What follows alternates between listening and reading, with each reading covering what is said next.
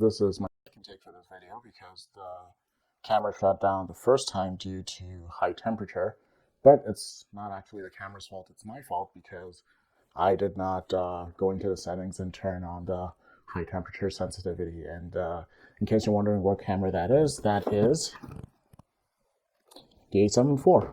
Yes, I got one 3 weeks ago, and the next video or the video after that will be on that camera. But today we're here to talk about the Nikon Z5. And so the Nikon Z5 is a camera that I picked up about 8 months ago, and I've actually been happy with it. I've done several shoots with it, and I thought it'd be time to give you some content on the Nikon Z5. And so the reason I picked it up is unbeknownst to some of you, I actually started my whole photography, videography journey on Nikon, and I was super happy with, the image quality that I was getting out of Nikon. My only gripe was they were not great hybrid cameras, especially the DSLRs. And so when Sony blew up in the scene, I obviously made my switch to Sony. And today I find myself, representing all camera brands. I've got Nikon, Sony, Canon, and Fuji. But I really wanted to pick up this Nikon Z5, especially given the fact that it went on sale 8 months ago for about $1,000, which is an absolute steal for a camera like this. And so let's get into this camera and talk about why I picked it up and, why I actually think that it might be the greatest camera for me specifically when it comes to all the cameras that I have in my arsenal. So when it comes to Nikon Z5, it's got a 24 megapixel sensor, which is, you would think it's the same as the Nikon Z6 and Z6 II, but it isn't actually. Those have BSI sensors, and this does not. Is that a disadvantage? To some it might be, but it's actually an advantage to me. I've never really been a fan of BSI sensors because although it does increase the sensitivity in low light and gives you better low light output, the downside of it has been the fact that it's easy to overexpose your shots, especially coupled with cameras that don't have good rear displays. I find that I was, a tad bit overexposing my shot, and then you'd have to work in post to bring down the highlights and so on. And so that's a big thing for me. So this does not have it. That's what differentiates this from the Z6 and Z6 II. However, do note that the impact on image quality is not noticeable at all if you shoot the 2.7. Only in very, very extreme situations are you going to notice the difference, but in reality, the image quality is the same. And so it's got a really powerful sensor.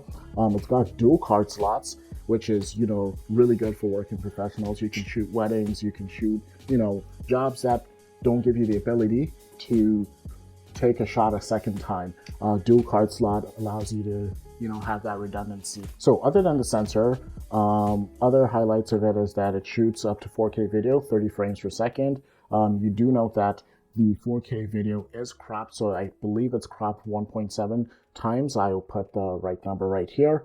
And so if you are using a full frame lens, do note that you're going to crop into somewhat of an APS-C size when you're shooting video in 4K, which is a bit of a downside, but it's not the biggest deal in the world to me, especially given the fact that I did not buy this to shoot video, but it does produce some really, really good video if you wanted to in a pinch.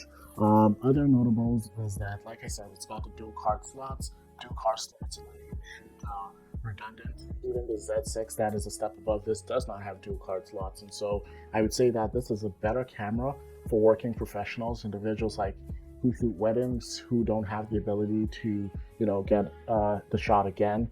In terms of frames per second for photos, it's not the greatest. I believe it's 5 frames per second, and even through a little bit of my testing, it's maybe slightly less than that. So this is not a sports beast. This is not going to be your video content creation camera, but for working professionals who just care about the image quality and none of the other highlight features like in the Sony or Canon cameras, this is a great entry-level camera that you can do some professional work with. Now, when I did this first photo shoot, what I must say is that I was blown away by the image quality. First of all, when I look at all the cameras in my arsenal, they all have perfect, image quality, but the differentiator for me is how much work I'm going to spend in post. When I shoot my photos with the Nikon, the image quality that comes out of it is perfect. And so I'd venture to say that in terms of all the cameras I own, image quality, this is my favorite camera, and this would be an amazing camera for, like I said, wedding professionals, those who take portraits in studio, which is kind of my thing. If there's any downside to this camera, to be quite honest, its one downside is it doesn't focus well in low light. Now, that could be as a result of the lack of the BSI sensor, which we talked about earlier. It could also be the fact that Nikon are intentionally crippling this a bit, because if it had, on par autofocus to the Z6 II in low light, then there would be no reason for the Z6 II. So I think to differentiate this and its bigger brother, they allowed it to be a little worse, focusing in low light. And so that has been my one gripe with it. Since I shoot in studio a lot, and I shoot in a dimly lit studio so that I can, create some dark and moody shots, I find that it doesn't focus the best in low light. But what I've done to combat that is just to add more lighting and then adjust my settings to ensure that that ambient lighting is not affecting the image quality, but it does allow the camera to see better and that does focus better. So that is a tiny workaround, but I'm more than willing to live with that workaround for the image quality that I'm getting out of this camera. If you do enjoy this video, you enjoy the shots, please hit that like button, subscribe. There's a lot more content coming. Like I said, next few videos I'm going to show you all the gear that I have from 2022, and I'm going to make a video on social media. Again, this is Tony, and yeah, enjoy the rest of the video. Thanks.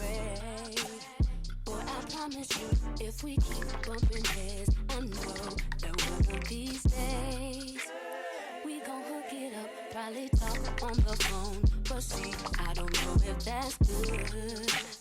I've been holding back this secret from you. I probably shouldn't tell it, but if I let you know, you can't come over, I'm talking about nobody. Are you responsible?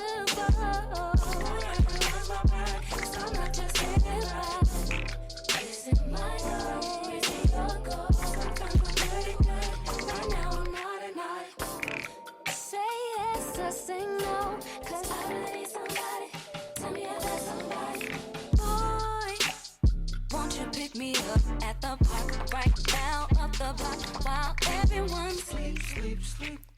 I'll be waiting there with my tricks, my looks, my hat, just so I'm low key. If you tell the world, oh boy, see I'm trusting you with my heart, my soul. I probably shouldn't let you, but if I let this go, you can't tell nobody. I'm talking about nobody. I hope you're responsible. I'm not just anybody. Is it my goal? Is it your goal? Sometimes I'm good. Right now I'm not. Say yes or say no, 'cause I really need somebody. Tell me you're that somebody. That girl is a real drop piece. Small world, all the friends knows me. Young boy living like an old geese. Release the cash, watch it fall slowly. Right girl still trying to get it in. Haters mad for what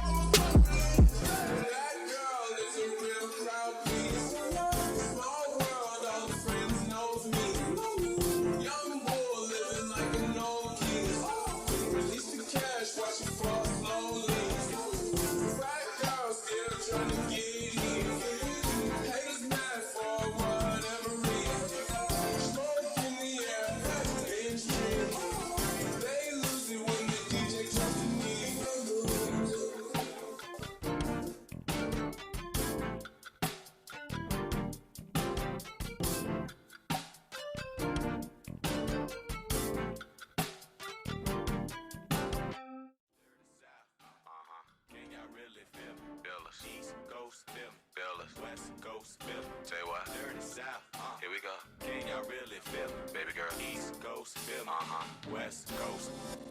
Boy, I've been watching you like the hawk in the sky. That's why you are my prey. Boy, I promise you, if we keep bumping heads, I know that one of these days we gon' hook it up, probably talk on the phone.